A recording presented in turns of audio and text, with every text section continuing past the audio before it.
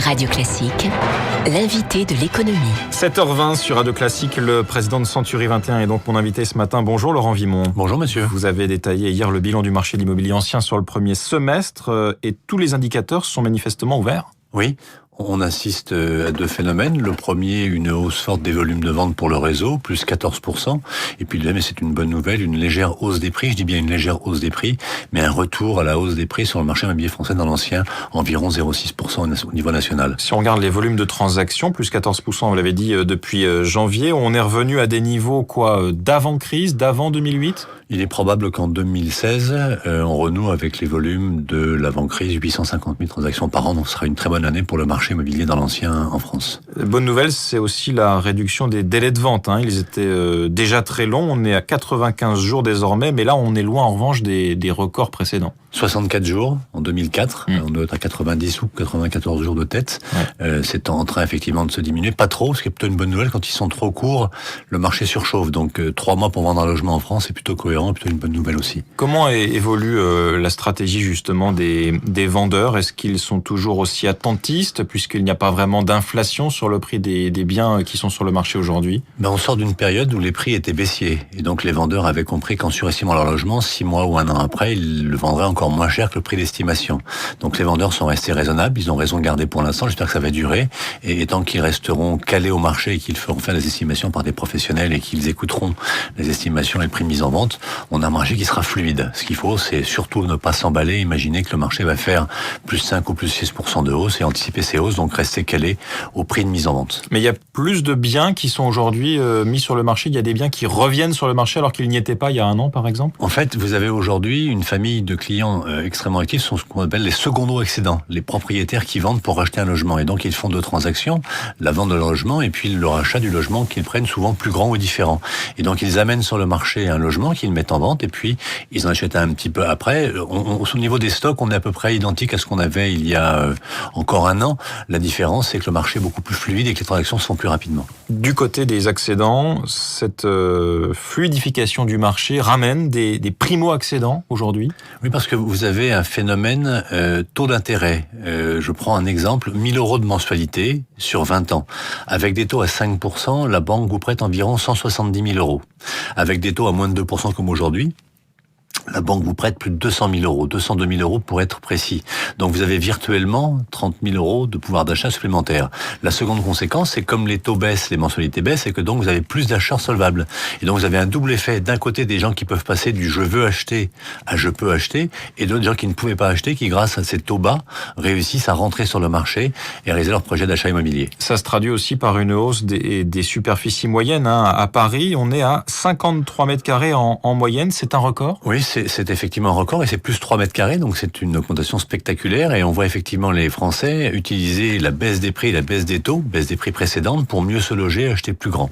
C'est 53 mètres carrés, c'est considérable. Ça peut sembler petit, évidemment, quand on est en province, mais le mètre carré est à plus de 8 000 € en moyenne, oui. On le rappelle, 8 300 € à Paris. Les transactions, vous l'avez dit, sont en forte hausse, plus de 14% chez Century 21, Laurent Vimont, mais bizarrement, pour l'instant, sans inflation flagrante sur les prix, sauf à Paris et à Lyon, je crois. Alors, les prix restent maîtrisés au niveau national. À Paris, ils montent de quasiment 3%, avec une conséquence immédiate, c'est qu'il y a moins de volume de vente qu'en France. Dans le Val-de-Marne et les Hauts-de-Seine, où les prix ont monté aussi de façon importante, les volumes de vente sont inférieurs au niveau national. Ce qui me fait dire qu'il y a un risque de surchauffe et que il faut pas s'affoler sur la hausse des prix. On est sur une hausse qui est contenue, encore une fois, 0,6%. Et que si les prix remontent trop vite, on aura le même phénomène comme à chaque fois. C'est une baisse des volumes de vente. C'est-à-dire que les propriétaires sont parfois un peu trop gourmands. Les acheteurs, eux, sont très renseignés. Entre autres, grâce à Internet. Et quand on surestime son logement, on bloque le marché. Donc, à chaque fois que les prix montent trop, on touche un plafond de verre. Les volumes de vente se bloquent, ou en tout cas sont moins importants, et les prix corrigent. On achète manifestement beaucoup pour investir. Désormais, la proportion d'investisseurs dans les achats immobiliers effectués a sensiblement augmenté. sauf à Paris. Oui, on a une hausse de 16% au niveau national. La pierre redevient la valeur refuge. On voit que la bourse est pas forcément un long fleuve tranquille. Non, certes. À Paris, ça n'augmente que de 3%, et on imagine tous pourquoi. Les annonces qui avaient été faites et la mise en œuvre de l'encadrement des loyers ont inquiété les investisseurs, qui ont préféré se reporter sur la première couronne, puisque les départements franciliens voient une hausse importante. Je crois que c'est plus de 18% des achats à titre d'investissement locatif. Donc l'investisseur arbitre et décide de s'exonérer de ce dispositif dispositif pour acheter par exemple en Seine-Saint-Denis, qui est un marché extrêmement fluide en ce moment, investissement locatif. Donc ça, c'est l'un des effets les plus manifestes de la loi Duflot sur l'encadrement des loyers. Oui. Et un autre, c'est l'occasion d'échapper au dispositif en mettant son logement en location sur un site de location entre particuliers, location saisonnière, qui est en train d'assécher le parc locatif parisien.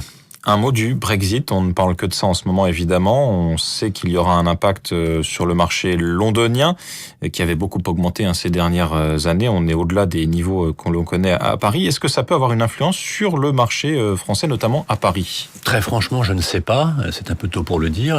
Il faut rappeler que le marché du luxe, qui est un marché important, ne représente que 5% des ventes du marché parisien. Il y a environ 1500 transactions qui sont supérieures à 1 million d'euros à Paris, entre, on va dire, 1200, entre 1 million et 1,5 million. Donc, le marché, il va être impacté sur 250, 300 ventes peut-être. Je ne suis pas certain qu'il y ait un gros impact. Paris, reste Londres. Les milliardaires du monde entier veulent avoir un pied-à-terre à Londres et à Paris, donc ils en ont un chacun, déjà. Et je ne suis pas convaincu qu'il y ait de grosses conséquences sur le marché du luxe à cause du Brexit. Ça peut avoir un impact sur le marché normal, entre guillemets, si toute une série d'expatriés français aujourd'hui travaillant à Londres se mettent à rentrer sur Paris et à chercher un bien pour se loger. Oui, il est aussi probable que certains expatriés aient déjà un logement à Paris, aient un pied à Londres et à Paris. Donc je ne suis pas de ceux qui pensent que le Brexit impactera fortement le marché immobilier français, le marché parisien. Un mot de la guerre sur Internet pour tout ce qui est des annonces immobilières. Il y a aujourd'hui Le Bon Coin, qui est un concurrent sérieux pour vous autres, agents immobiliers. Quelle stratégie vous avez face à cette nouvelle forme de concurrence ? Alors, on a, chez Century 21, remis à plat tout le système il y a 5 ans. On a aidé à construire un site qui s'appelle le site Bien Ici. Et aujourd'hui, on a une majorité d'agences du réseau qui vivent sans dépenser aucun euro, ni sur Le Bon Coin, ni sur d'autres sites, considérant que les contacts acheteurs, on peut les avoir autrement, en s'intéressant au référencement de son site, en s'intéressant à Facebook, à Twitter, et qu'il y a un ensemble d'outils aujourd'hui modernes à disposition de chaque agence pour capter des clients acquéreurs. Et puis, il ne faut pas oublier qu'on a aujourd'hui un nombre de clients qui viennent encore à pied par la vitrine. Donc, le web, c'est un outil extrêmement important. On peut ne pas dépendre que d'un site. On peut aussi s'intéresser sur sa stratégie digitale, agence par agence, investir un peu d'argent en référencement et puis capter ses clients différemment sans passer par aucun portail. Et combien de biens aujourd'hui disponibles sur Bien Ici ? Alors, il y en a un peu plus d'1 million. Ça correspondait à vos objectifs de départ ? Oui, tout à fait. Toute la profession a joué le jeu, remonté ses biens. Donc, le portail est bien né. Il commence à générer des contacts. Il faut lui laisser un petit peu de temps. Merci Laurent Vimont, président de Century 21, invité de l'économie ce matin de Radio Classique.